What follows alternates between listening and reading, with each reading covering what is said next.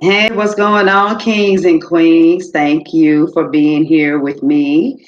For those of you that even come and watch the replay, I'm gonna have a candid conversation. Yes, I'm gonna be very frank with you all.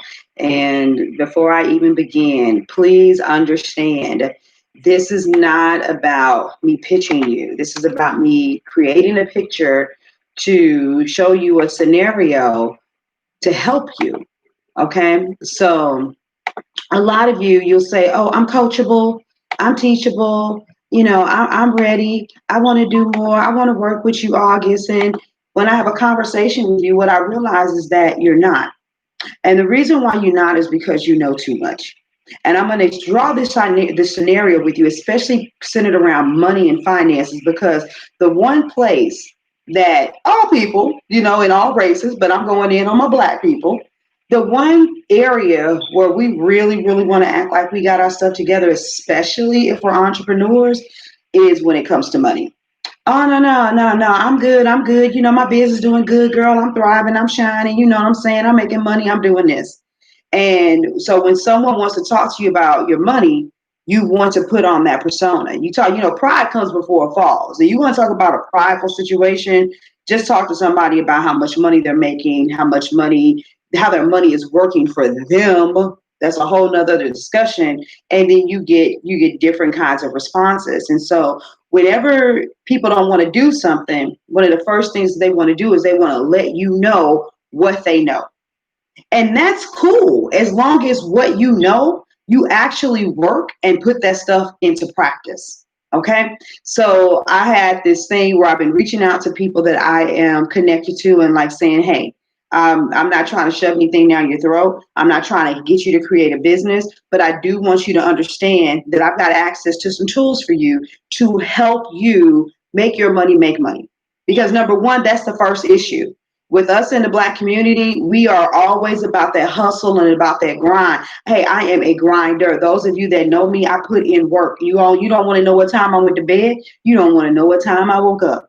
And you don't want to know what all is going to get accomplished with my day. You just need to know that I'm going to get her done. Okay. Because that's just the way that I roll.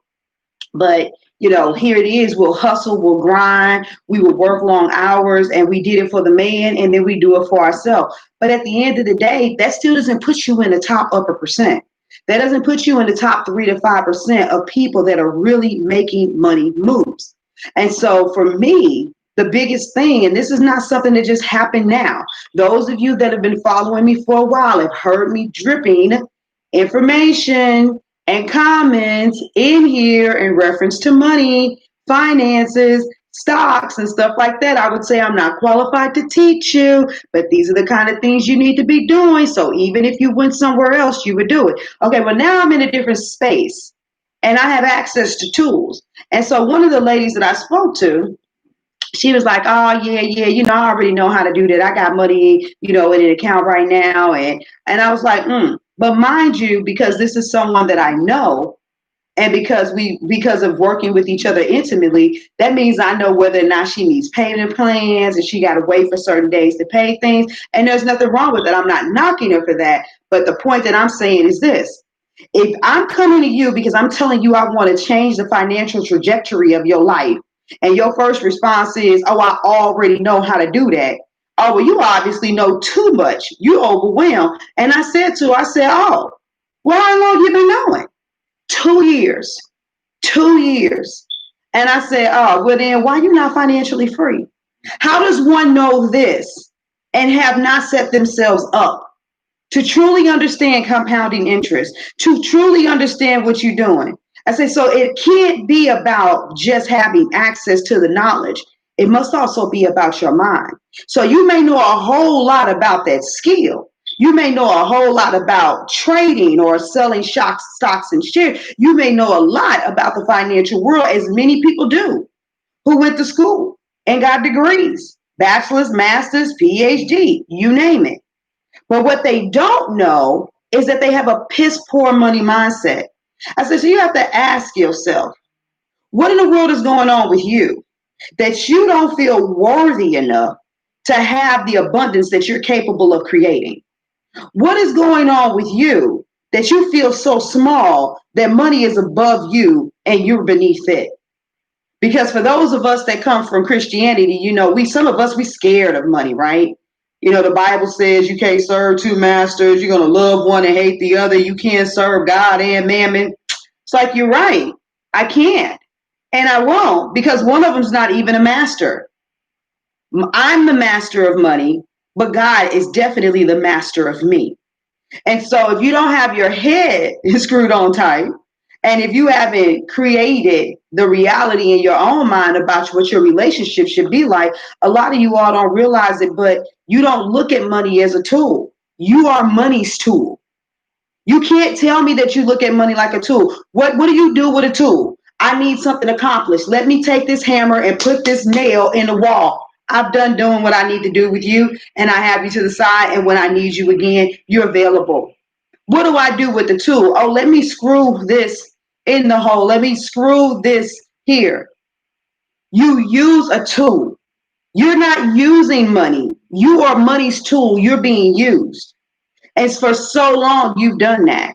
And the pandemic may have made some of you all forget, because you're getting so much money between stimulus and unemployment benefits. Because, see, I'm not going to have the suffering pandemic conversation. While the government is having fun, playing their game, running their experiment, they're making sure that the entire world doesn't fall off the face of the earth. And many of you are getting much more money being unemployed than you did working your 9 to 5.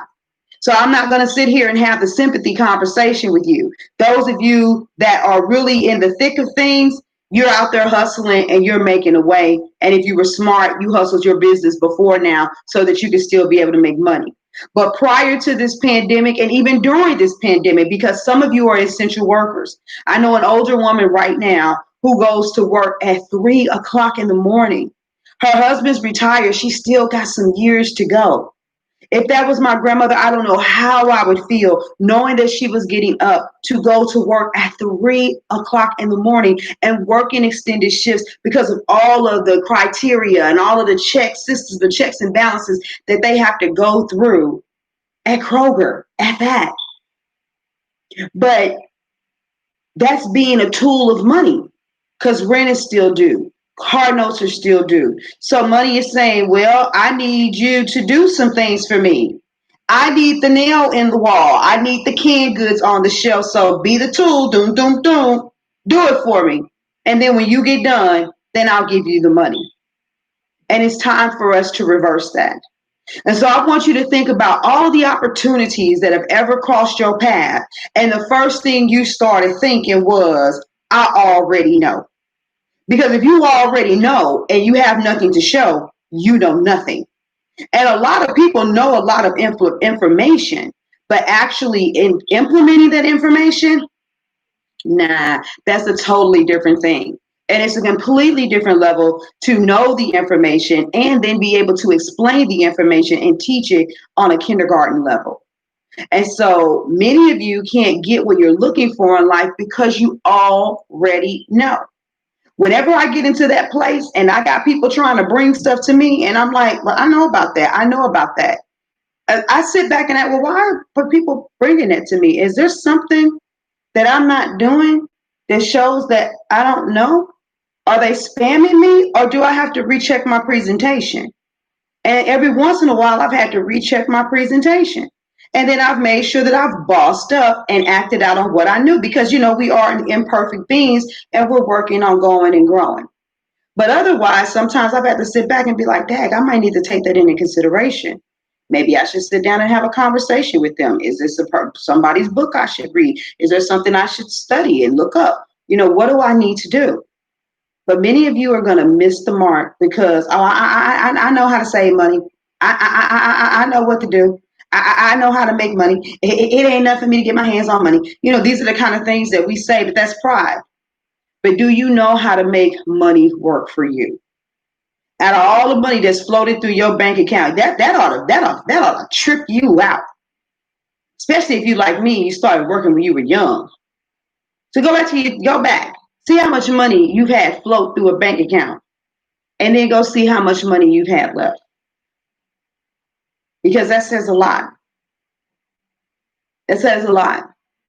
Because while you putting the money in the bank, you know the bank is getting paid, but you're not getting paid anything. And at a time now, like now during the pandemic, guess what, Black people? You guys need to start thinking about something else. You need to start thinking about other ways to survive and start really thinking about thriving for real. We're going to be playing a completely different game, and it's going to be very digitized. Some of you are still thinking about real estate, and not from the standpoint of you owning a house. I had a conversation with somebody the other day that was talking about, people wanting to go get a storefront because how dirt cheap all the real estate going to be from all of the stores losing. Many of those stores, just because you saw the news and it said they filed bankruptcy and they closed their stores, they're not disappearing. They're going online more. They're not disappearing. They're going online more. Why would you want to take up that space? If it is not absolutely imperative that you have a brick and mortar, you have a factory or something like that, don't go touching no real estate. You're going to fall back into the trap. They're going to sell it to you for dirt cheap. That's what happens. They're going to still give you some kind of shitty subprime loan, sell it to you for dirt cheap. And after all of this is over, you're going to be thinking you're doing good. And about 5 years later, all of it's going to smack you dead in your face. And then you're going to realize you're in a shithole. What you think you know, if you haven't been studying, if you haven't been paying attention how to change with the current times, if you haven't been as involved in this online arena as you have the ability to be, then you need to realize that you don't know as much as you think you know. Somebody on the video with me? Hey, Fred, how you doing? So I'm getting ready to get out of here. But don't be like that, sister. Don't tell me, oh, I know that, and then have nothing to show for it. Because what's the point of you knowing if you're not doing anything with it? I don't know about y'all, but I have constantly, I didn't see this coming, but I thank God for what I felt in my spirit. And I said, no, me and money got to have a different kind of relationship. I've got to do some things differently, because at the end of the day, being an entrepreneur is just a glorified job.